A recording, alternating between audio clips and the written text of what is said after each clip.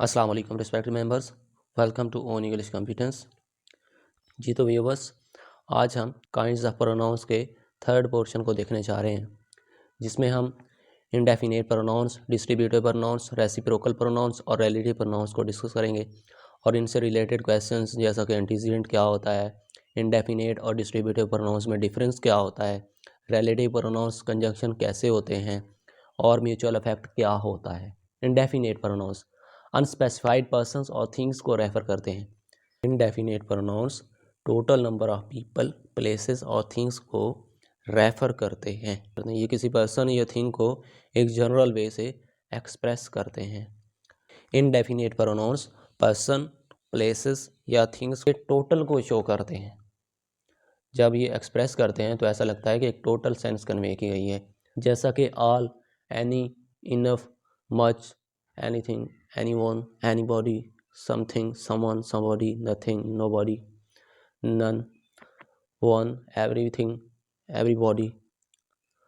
ये indefinite pronouns होते हैं। सम और बॉर्न ग्रेट, तो यहाँ पे जो सम है वो एक इनडेफिनेट प्रोनाउन का काम कर रहा है। We should do well to others, तो यहाँ पे जो अदर्स है वो इनडेफिनेट प्रोनाउन है।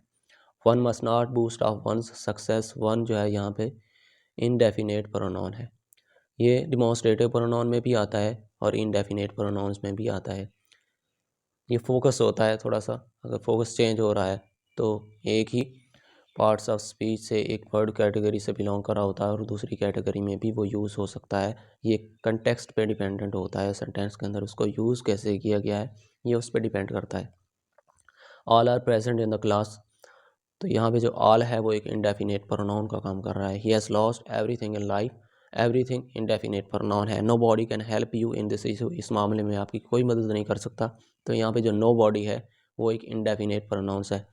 जब इंडेफिनेट प्रोनाउंस की बात करते हैं तो ये या तो सब्जेक्ट में आते होते हैं प्रोनाउंस या फिर ऑब्जेक्ट में आते होते हैं। प्रोनाउंस जो हैं ये नाउन की रिप्लेसमेंट में आ रहे होते हैं, इनके साथ कोई नाउन यूज़ नहीं होता है। मतलब कि जब ये सेंटेंस के अंदर यूज़ होंगे तो या तो इनको जो फॉलो करने वाला होगा वो कोई प्रेपोजिशन होगी या फिर कोई लिंकिंग वर्ब होगा या मेन वर्ब होगा, या ये सेंटेंस के अगर आखिर पे आ रहे हैं, सेंटेंस के एंड पे आ रहे हैं, ऑब्जेक्ट का काम कर रहे हैं, तो उस वर्ब के बाद यूज़ होंगे।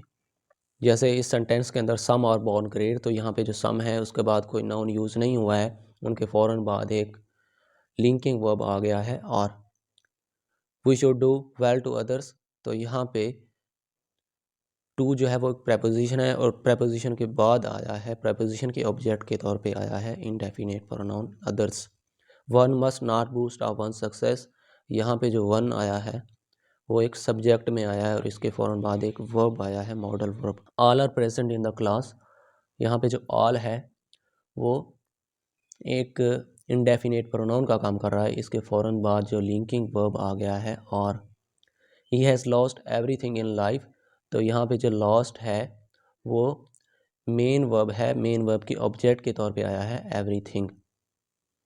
और हम जानते होते हैं कि जो ऑब्जेक्ट होता है उसमें नाउन होता है या प्रोनाउन होता है, तो यहाँ पे ये एक प्रोनाउन आया है एवरीथिंग।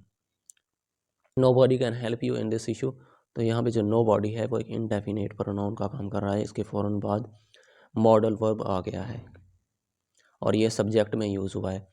और अगर ऑल के साथ कोई नाउन वगैरह होता, जैसे all the students are present in the class, तो यहाँ पे जो अगर ऑल द स्टूडेंट्स होता तो उस वक्त ऑल इनडेफिनेट एडजेक्टिव होता। सम आर बॉर्न ग्रेट, इस तरह some people are born great अगर हम लिखते तो तब जो सम है वो इनडेफिनेट एडजेक्टिव होता। इनडेफिनेट प्रोनाउंस और इनडेफिनेट एडजेक्टिव्स के अंदर डिफरेंस हम इंशाल्लाह एक सेपरेट वीडियो में डिस्कस करेंगे कि इनडेफिनेट प्रोनाउंस जो होते हैं वो अनस्पेसिफाइड पर्सन और थिंग्स को रेफर तो करते हैं, एक कलेक्टिव को शो कर रहे होते हैं, पीपल के, प्लेसेस के या थिंग्स के टोटल को शो कर रहे होते हैं, लेकिन एट द सेम टाइम ये अनस्पेसिफाइड भी होता है। और इनडेफिनेट प्रोनाउंस नाउन के साथ यूज़ नहीं होते हैं बल्कि नाउन की रिप्लेसमेंट में आ रहे होते हैं।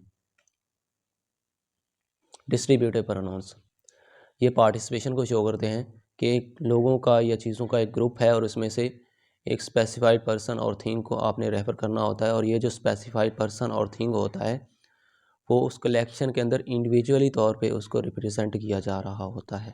डिस्ट्रीब्यूटिव प्रोनाउंस को के फ़ौरन बाद प्रेपोजिशन या तो आती होती है या फिर वर्ब आता होता है। और जो डिस्ट्रीब्यूटिव प्रोनाउंस होते हैं ये या सब्जेक्ट में आते होते हैं या ऑब्जेक्ट में आते हैं। ऑब्जेक्ट जो है ये वर्ब का भी हो सकता है, ये प्रेपोजिशन का ऑब्जेक्ट भी हो सकता है। और जो सब्जेक्ट है वो हमें बताया कि ये नॉमिनेटिव के तौर पे आएंगे, सब्जेक्टिव केस के तौर पे आएंगे। डिस्ट्रीब्यूटिव प्रोनाउंस किसी चीज़ के कंट्रीब्यूशन को या डिस्ट्रीब्यूशन को शो करते हैं। डिस्ट्रीब्यूटिव प्रोनाउंस में either, neither, each, every, none इस तरह के वर्ड्स यूज़ होते हैं जो प्रोनाउन का काम कर रहे होते हैं।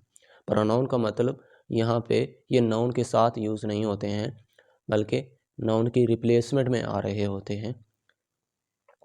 Neither of the class participated in the cricket match, तो यहाँ पे जो नाइदर है वो एक डिस्ट्रीब्यूटिव प्रोनाउन को शो कर रहा है, एक डिस्ट्रीब्यूशन को शो कर रहा है, एक कंट्रीब्यूशन को शो कर रहा है कि किसी ने भी पार्टिसिपेट नहीं किया। और इसके फ़ौरन बाद एक प्रेपोजिशन यूज़ हुई है, कोई नाउन वगैरह यूज़ नहीं हुआ। अगर नाउन वगैरह यूज़ होता तो हम कहते कि ये एक डिस्ट्रीब्यूटिव एडजेक्टिव है।